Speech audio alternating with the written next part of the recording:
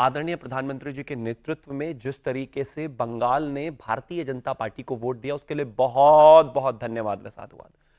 जो voting turnout रहा, जो काम रहा, जो माहौल रहा, जो चीजें रही, जो वोटर वोकल होकर आया, उसने एक चीज बहुत क्लैरिटी के साथ इस देश की जनता को बता दी, वो ये, प्रदेश की जनता को बता दी है, वो ये कि आने वाले समय में भारतीय जनता पार्टी के नेतृत्व में सरकार को सेवा का मौका पश्चिम बंगाल के लिए मिलेगा। जहां तक बात बहुमत की, मैं सिर्फ एक ही चीज कहना चाहता हूं, कुछ एक ना रिजेम्बलेंसेस होती हैं, कुछ कहीं ना कहीं इशारे होते हैं। ममता बनर्जी का देख लीजिए, जो आमतौर पर हमेशा दोपहर के बाद जो है निकलती थी अपने घर से चुनाव के दौरान, वोटिंग के दौरान, कल वो बूथ बूथ पर बात कर रही थी, लगातार परेशान नाराज थी, चाहे वो अभिषेक बनर्जी का स्टेटमेंट हो, तमाम ऐसे स्टेटमेंट्स हैं जिनमें हताशा है, निराशा है, जो बताएंगे कि आपको हाल खराब है। उसके उलट भारतीय जनता पार्टी ने शानदार तरीके से चुनाव लड़ा। उसके बाद सभी नेताओं को देख लीजिए, रिलैक्स्ड मोड में है लगातार, चाहे वो दूसरे ऑपोजिट खेमे के साथ जाकर कोल्ड ड्रिंक पीना हो, चाहे पुचका खाना हो, उनको पता है हम जीत रहे हैं। तो ऐसी स्थिति जो है बंगाल की आज है। बाकी जो है रिजल्ट पर मोहर वो 4 तारीख को लग जाएगी।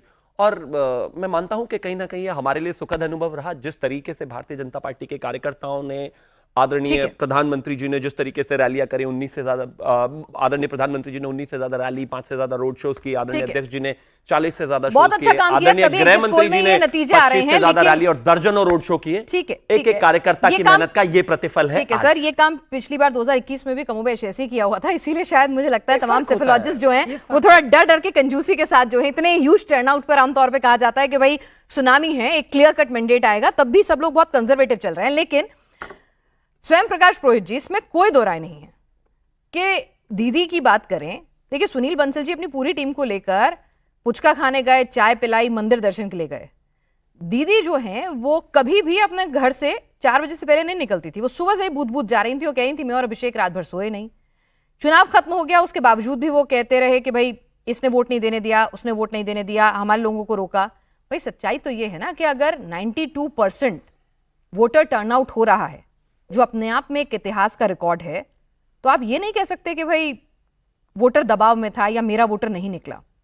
नर्वस हैं क्या आप, इसीलिए ऐसे बयान दे रहे हैं? नहीं, नर्वसनेस नहीं नहीं नहीं, देखिए, फ्री एंड फेयर इलेक्शन की बात की है इलेक्शन कमीशन ऑफ इंडिया ने। 27 लाख लोगों के नाम काट दिए, 27 लाख जिनके पास अधिकार है, जो अभी भी स्वयं प्रकाश पुरोहित जी, उन लोगों के नाम कटने के बाद भी आपने डिसाइड किया ना इलेक्शन लड़ेंगे, आपने बॉयकॉट तो नहीं किया था।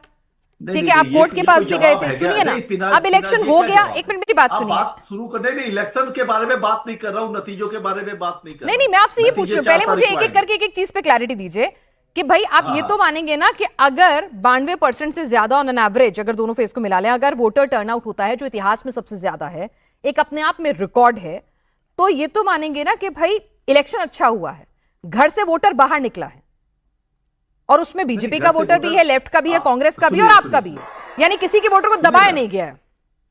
नहीं, ऐसा नहीं है। देखिए, पिछले जो चुनाव हुए हैं 83-84% मतदान हमेशा हुए हैं, और अगर मरे हुए वोटरों की लिस्ट और ट्रांसफर वोटरों की लिस्ट भी काट देते हैं तो उसके बाद में जो प्रतिशत आता है वो 85% के आसपास आता है। चलिए ठीक है, मैंने ये भी मान लिया। अब मैं आपको इसमें भी गिवन कर देती हूँ कि ठीक है, सुनिए ना, मैंने ये भी मान लिया कि एब्सोल्यूट नंबर चेंज हो गया, पहले 130 में से 90 निकल रहे थे, अब 100 में से निकल रहे। मैंने मान लिया आपकी बात, आज मैं आपकी बात ज्यादा मान लेती हूँ, ठीक है, मैंने मान लिया।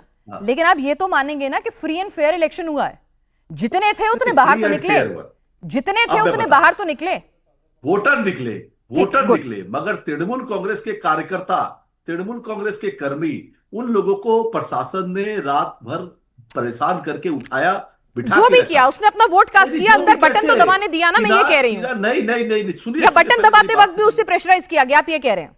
भाई बटन तो दबाने गया ना, जनता ने खूब जोर से दबाया है। हाँ? और इसकी आवाज दिल्ली तक सुनाई देगी, दिल्ली तक सुनाई देगी, जोर से बटन दबाया है और दिल्ली तक सुनाई देगी। यानी आप अब तो इलेक्शन कमीशन को बधाई दे दीजिए कि फ्री एंड फेयर इलेक्शन कराया है। इलेक्शन कमीशन, जो आदमी भारतीय जनता पार्टी का, उसने कोई कसर बाकी नहीं रखी। अरे